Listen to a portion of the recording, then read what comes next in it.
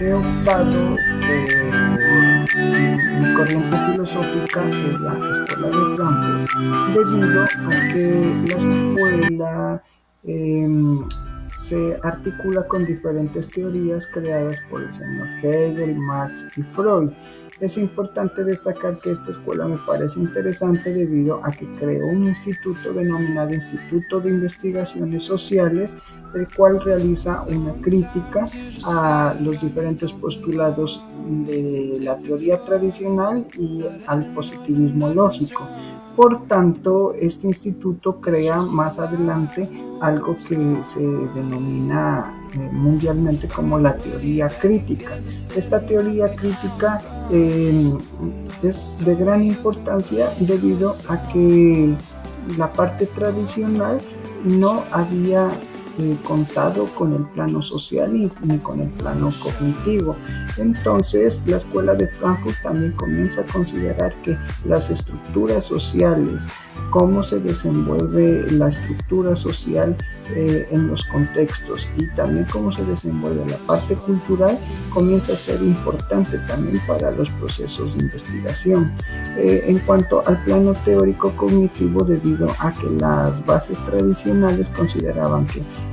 debe ser todo comprobado y que debe ser objetivo, entonces habían descuidado la parte cognitiva, mientras que la escuela de Frankfurt comienza a resaltar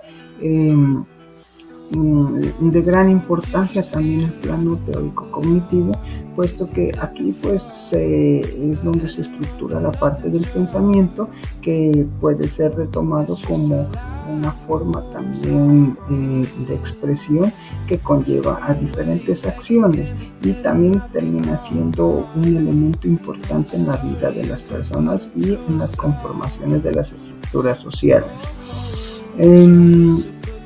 Posteriormente aparece el señor Horkheimer,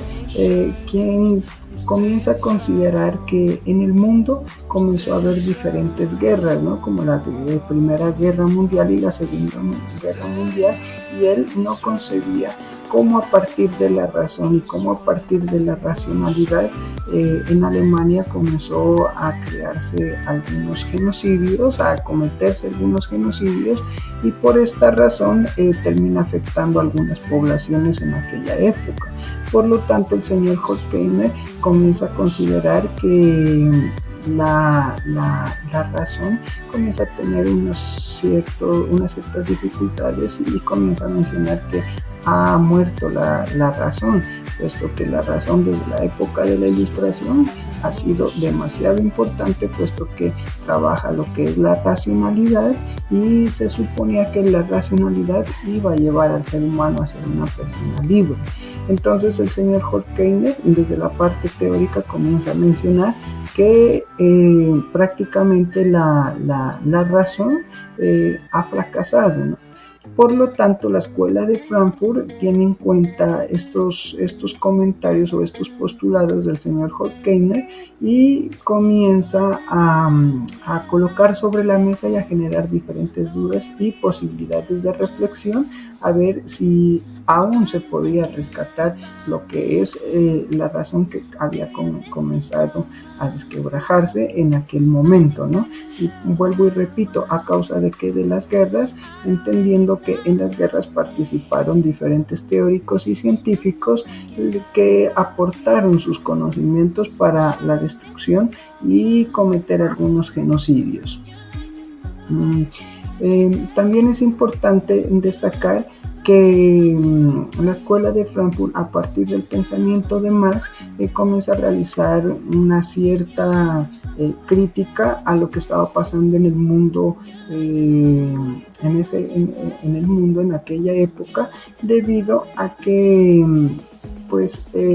lo que había dicho antes, la parte científica se suponía que debía contribuir a la humanidad, mientras que la escuela de Frankfurt comienza a mirar que lo que estaban cometiendo era algo incoherente, puesto que los filósofos y desde la teoría y desde la epistemología se buscaba era generar un mundo mejor, y lo que estaban haciendo era totalmente lo contrario en aquella época. Por lo tanto, La escuela de Frankfurt se basó también en el pensamiento de Marx, donde considera que la filosofía debe, ¿no? Buscar una cierta transformación desde la parte filosófica, ¿no? Entonces retoman una frase muy común del señor Marx, quien comienza a considerar, quien menciona que desde la filosofía se debe pensar al mundo, pero los filósofos no intentan cambiarlo. Se refería a aquella época, puesto que, vuelvo y repito, desde las bases epistemológicas estaban aportando sus conocimientos que eran demasiado importantes, pero para casos como genocidios y casos de muerte, que más adelante aparecerían los derechos humanos, y estos derechos humanos pues considerarían que es fundamental la vida, ¿no? Que es algo primordial para vivir en comunidad.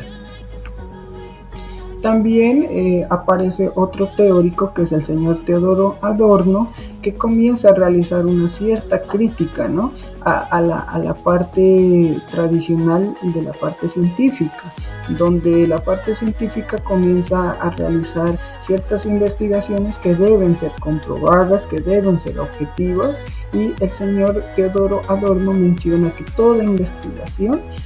debe partir y surgir desde la parte social, pero también debe retornar a la parte social. Entonces es fundamental el aporte de la Escuela de Frankfurt,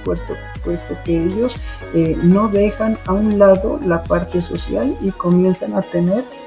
algo de mayor relevancia a la parte social y a las estructuras sociales que comienzan a surgir en aquella época y después de lo que es las diferentes guerras que acontecieron en los genocidios. También es importante destacar que Teodoro Adorno realiza una fuerte crítica al señor Augusto Comte. El señor Augusto Comte considera que todo lo que se puede comprobar es lo que realmente existe. Entonces, desde la parte del señor Teodoro Adorno genera una cierta crítica, puesto que también